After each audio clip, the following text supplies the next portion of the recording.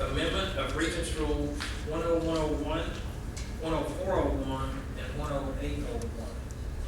A revised recommendation has been provided to you. Vice Chairman Hicks, do you wish to move on this item? Yes, I would like to move the motion as approved, and I would like to offer an amendment to the motion as it's on the floor. Do we need a second on the motion first? Yeah.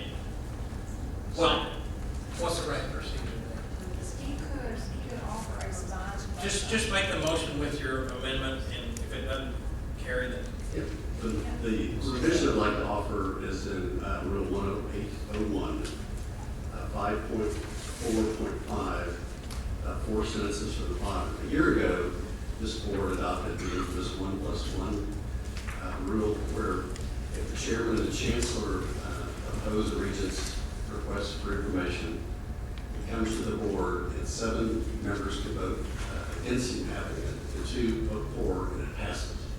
It was nonsensical to me then, it's still nonsensical to me now. So I would move as an amendment that we change the vote from 2 to 5 regents, and that's my motion. can I ask you, is 5 appropriate, or should it be a majority? In case Majority of regents. we accept that correction or that change? Discussion on this? I'm sorry. Clarification, a majority of those voting or a majority of the members of the board? It would either be. Majority of the members.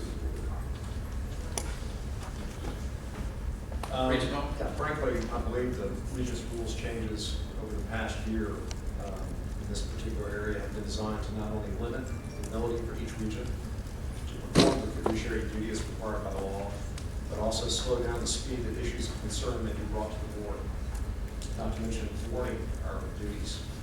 It is not appropriate for the Board of Regents to delegate its fiduciary duties to the board that are individually held, nor to the employees for which are supposed to perform their duties for the system. So I would very much oppose to any further changes to these rules to make it more difficult to do our job. Thank you, Regent Hall. Other questions or comments? Just a clarifying comment, correct me, but the Texas A&M University system and Texas Tech system all have a regents rule that requires a majority or five individuals to vote in the affirmative. On this particular rule, I don't believe that either of the institutions have such a rule. Not that I'm aware of. The problem comes in between the definition between action and information, and we're supposed to be the arbitrator. There's one set of votes for one and one for the other, and I think it is in the best interest for the board to work together. I would also say I think all of these information requests should be fulfilled whenever possible at the chancellor level, but if it comes to the board in that rare occasion, it needs to be a majority of the board that wants to do something, and that's why I offered that amendment. Do I hear other comments, questions? Bruce Cranberg? I oppose the motion, particularly as amended. I'm concerned even about the precedent of 1+1, because we individually, as board members, have a fiduciary obligation to satisfy good governance of the university. And more often than not, I think the great majority of the time, the idea of what constitutes adequate information for us to discharge our fiduciary obligation is shared by a majority, if not a unanimous consent of the board. On a very occasional time where it does not, can involve awkward, difficult questions that perhaps the majority of the board would not wish to be associated with endorsing. And I think it's part of what the citizens of Texas expect from a board, is that the occasional board member, even one that asks hard questions that are not endorsed by a majority of the board, should have information with which to be able to pursue reasonable lines of inquiry. I'm not unmindful of the fact that this action is proposed in the context of the specific situation in which we find ourselves, in which Regent Hall has asked a lot of awkward questions about admissions, has asked a lot of awkward questions about purchasing and other topics in his wide-ranging investigations, and I wouldn't call them investigations of the system, but his own satisfying his curiosity. And it led to a number of very important revelations, which I'm confident that the system has and continues to respond in a positive and appropriate way to needed reforms. But I think that it would be unnecessarily neutering individual board members' reasonable lines of inquiry and be chilling in effect to impose a majority requirement. I'm reminded that this situation is a bit like Henry II asking, well, who will rid me of this turbulent priest? And for many long years afterwards, there was a great deal of regret that the turbulent priest was gotten rid of. These new rules, in my view, are analogous to the ridding of this turbulent priest. And if it's not Regent Hall today, perhaps it's another regent 5-10 years from now. Perhaps it's not admissions 5-10 years from now. Perhaps it's another difficult question that needs to be confronted, whether it be in our institution or other institutions. The lone voice of the prickly, difficult questioner must be respected and accepted in extremis. And I don't think this is a situation that calls for that. Yes. Regent Cranberry, I think you're making the assumption, however, that I, as the CEO, don't take these concerns seriously.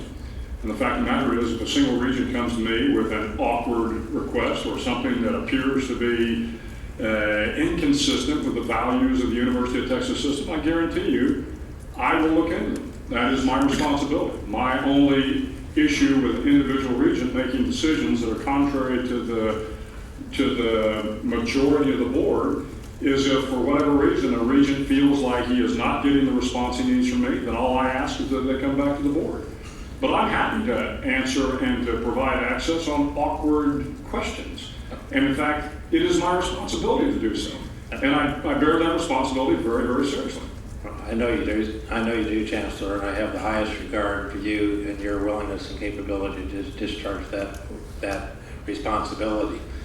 This is not just about this board or this chancellorship. Well, but you have made it about this board and this chancellorship by focusing on Regent Hall's actions. Well, his actions took place previous to your becoming chancellor. And in fact, I would say that this relates as much to questions that were asked that led to the Kroll report, allowing us to discover what we didn't learn in the Sharp inquiry, which all predated your tenure. And this is a much longer running journey of discovery that we've had as a board.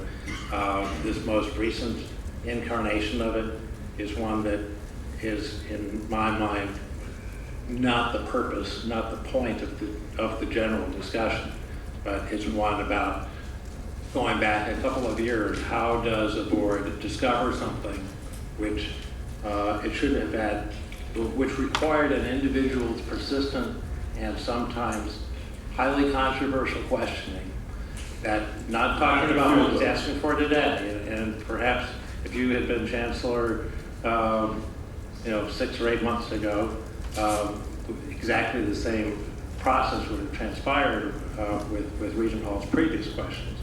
I don't have confidence that every board and every chancellor would have allowed Regent Hall to have asked the questions that he did after the Sharp report came out. And there's a tremendous amount of pressure, including from some regions around this table, for him not to pursue those inquiries. And if he had not pursued those inquiries, we never would have learned what we learned, and we would never have had the opportunity to change our admissions process, to have heard from the Blue Ribbon panel today about recommendations that they're making to our previous processes that are going to make this university a better and more excellent and leading institutions. Regent And we- Cranberg, I agree with most everything you've said, and it's certainly not my intent, nor do I believe it's the intent of the board to restrict access to any data other than legally restricted data like FERPA and HIPAA and those kind of things.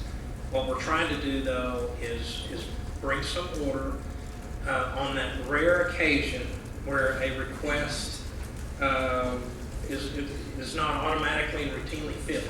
On that rare occasion when it's either questionable legally or it's unreasonably burdensome, in which case the chancellor has to weigh in and make some decisions. And if those decisions don't meet with the approval of the board, then the board can set the chancellor on a different course.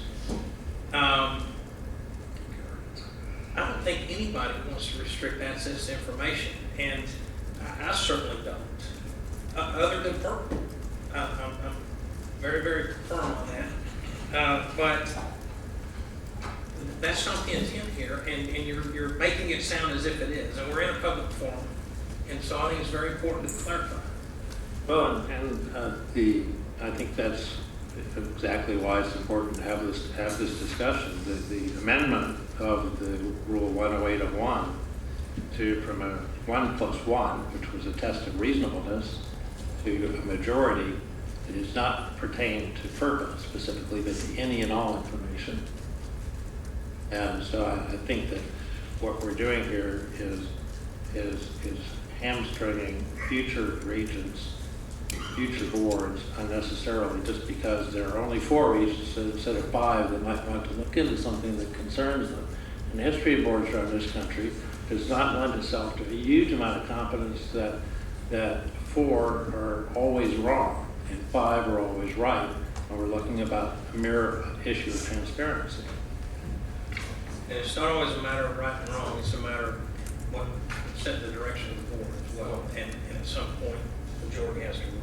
I do believe that this amendment in particular is designed to thwart the ability of the regents to perform the fiduciary duty.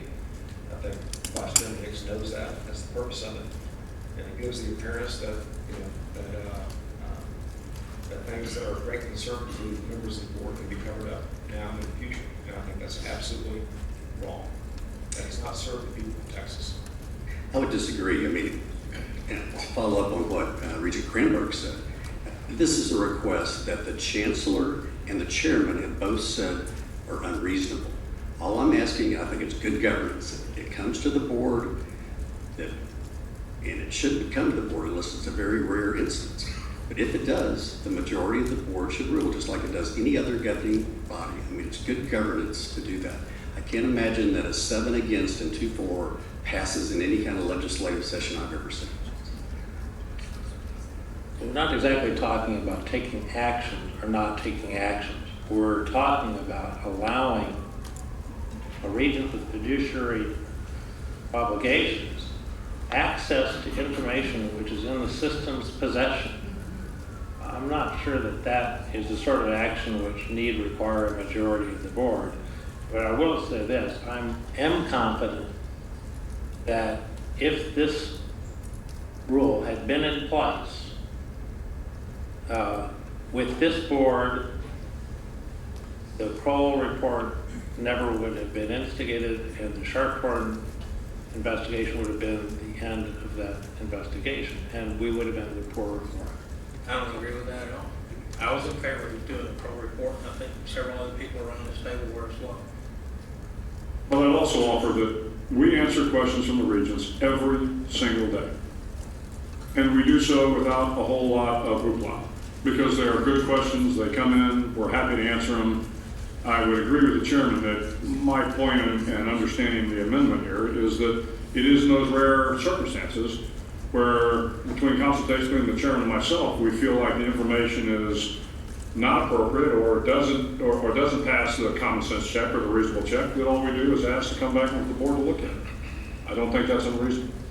This is not about little bits of information that then we conceal every minute of every day. It is about those rare occasions where we need information and we need clarity from the board. Hang on, Regent Pavich first, and then we'll also. I do not support the motion. I do believe and we all certainly have our own interpretation, and I do have a high respect for everyone's interpretation and everyone sitting around the table. To me, it's not about an individual regent or an individual chancellor. It's about a broad policy that's going to cover us today and in the future. It is restrictive in terms of the regent's right to his or her individual judgment as to what information is necessary for him or her to perform her duties, his duties as they see fit. So I might also add that we received the final red line version of the rules not even 24 hours ago, and I think something as important as this should take a little more time for discussion and time to process. And I know we spent quite a bit of time in discussion already, but in the future, I hope that for important issues like this, it's not a 12 to 24 hour period of time where we're trying to process the changes and the ramifications going on. I'll accept responsibility for that. I apologize. I agree. I know it wasn't, I do not disagree. intended. It's just it's an issue. Yes, Walt. Unfortunately, I've got a standing request. We had a meeting, it was public, the outcome was reinterpreted after the fact. You say you bring it back to the board had no vote, there was no action item on whether or not to give me the information or not. So I'm sorry, but that's not the way we've been operating in practice. I'm prepared to give you the information short of FERPA. I've made that clear a couple of times. I've been receptive to anything that I'd be willing to, you'd be willing to give me since day one. That's not the conversation we've recently had here. It was, Well, FERPA was part of it. FERPA was part of it. That was part of the discussion. Listen, my request still includes FERPA, but to the extent you want to give me other stuff, in the meantime, I'm happy to receive it. Well, it was an all or nothing last time we, So that's a negotiation, and that. I'm happy to negotiate. Well, I know, but what you're doing is that's a negotiation, and with all due respect, Paul, I'm sorry, this is not the way the fiduciary duty is carried out. Mr. Chairman, I do have one question for Francie. Francie, you had a clarification as it related to the majority of the board. What happens in that rare occasion where somebody abstains or someone is not here? The region doesn't get the information? That's correct. Under the five vote rule, that's correct. Not the- And that is the current rule for amendments to the region's rules. We haven't had to have the region's rules could fail if there were fewer than the entire board attending. Yes, that's correct. So still, it requires 5 votes even if there's only 6 people here, is what you're saying. Correct. Or if somebody abstains? Right. Correct.